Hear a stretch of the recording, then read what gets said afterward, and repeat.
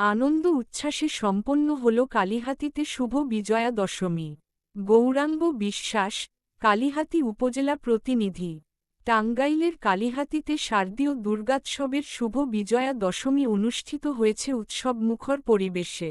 সকালে থেকে সন্ধ্যা পর্যন্ত ভক্ত দর্শনার্থীদের উপচেপড়া ভিড়ে মুখর ছিল কালিহাতী। ঢাক ঢোলের তালে, শঙ্খধ্বনি আর উলুধ্বনিতে মা দুর্গাকে নৌকায় তুলে বিদায় জানান ভক্তরা।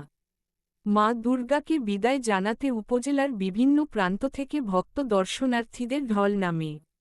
বিদায়ের বেদনার সাথে সাথে চারদিকে বইতে থাকে আনন্দ উৎসাহের ঢেউ।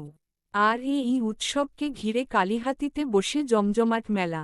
মেলায় ছিল শিশু কিশোরদের বিনোদনের নানা আয়োজন, খেলনা, মিষ্টি আর দেশীয় খাবারের দোকান।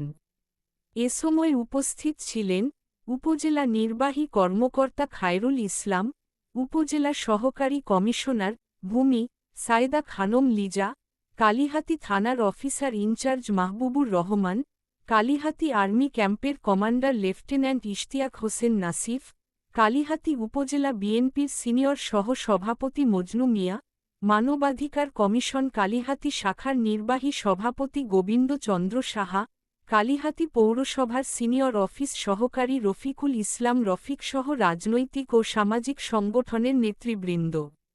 প্রশাসন ছিল তৎপর। সকলের উপস্থিতিতে বিজয়া উৎসব ও মেলা হয়ে ওঠে প্রাণবন্ত।